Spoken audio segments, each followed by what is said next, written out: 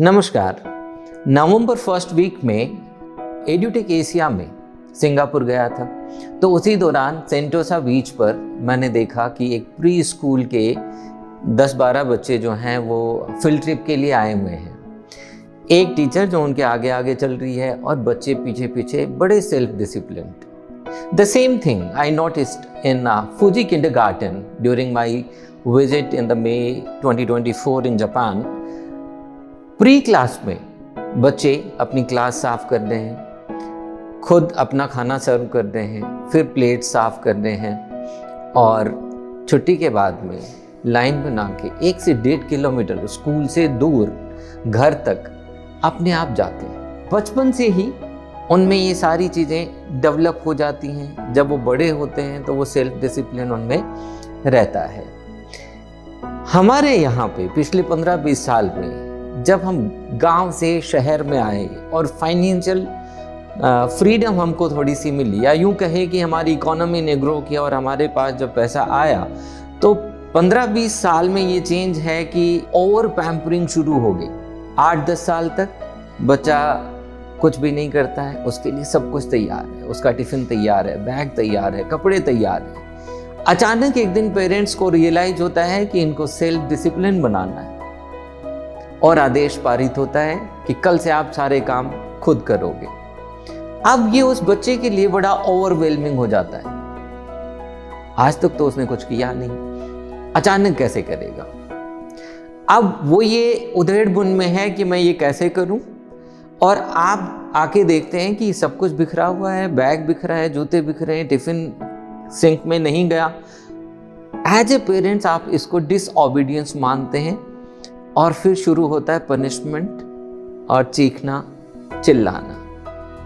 क्या ये सही तरीका है? मेरा ये ऑब्जर्वेशन है कि जब हम प्री स्कूल में बच्चे का एडमिशन करवाते हैं, उसी दिन से ऑटोनॉमी की शुरुआत होती है। हमें कुछ छोटी छोटी चीज़ें करनी है। हमें उस बच्चे को उतनी फ्रीडम देनी है।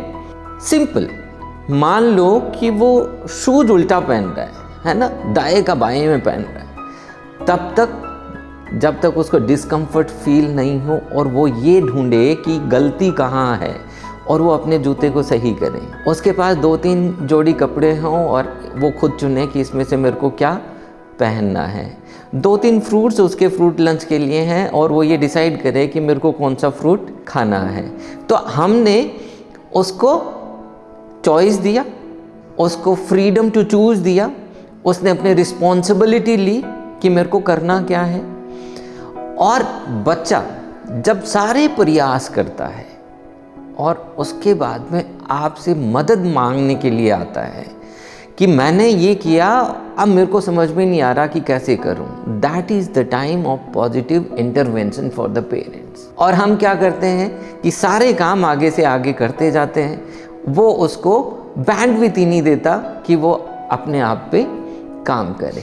और जब बच्चे छोटे छोटे प्रयास करें तब हम उनको एप्रिसिएट करें और उसको और अच्छे करने के लिए हम सुझाव भी दे सकते हैं। लेकिन हमें जब तक बच्चा मदद नहीं मांगे तब तक इंटरवीन नहीं करना है। तो ये बात है, जब बच्चा 2 से 4-5 साल का है, ये प्रक्रिया तब से शुरू हो जाती है। लेकिन मान लो कि बच्चा बड़ा हो गया, 8-10 साल का हो गया, उसकी हैबिट्स अभी हैं नहीं, तब क्या करेंगे? तब हमें हैंड होल्डिंग करनी होगी कि मान लो हम ये चाहते हैं कि वो अपने रूम को सही रखे, तो हम ये कहेंगे कि आओ हम अपने रूम को सही करते हैं। इंस्टेड ऑफ कि तुम अपने रूम को सही करो, मैं चादर समेटता हूँ, आप बैग सही रखो, आप अपने बुक्स को सहेजो, है ना, अपने शूज सही जगह रखो और मैं आपको इसमें मदद करता हूँ। तो हैबिट फॉर्म करना आसान है हैबिट चेंज करने से। हैबिट चेंजिंग एक ग्रेजुअल प्रोसेस है। हम अपने खुद पे भी लेके देखेंगे तो जो आदतें हमें पड़ गई उनको बदलने में बड़ी कठिनाई है, नई आदत डालना आसान है।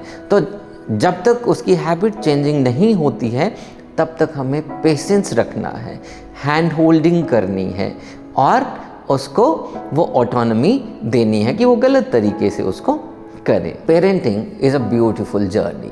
Let's contribute in the growth of happy, conscious children. Thank you.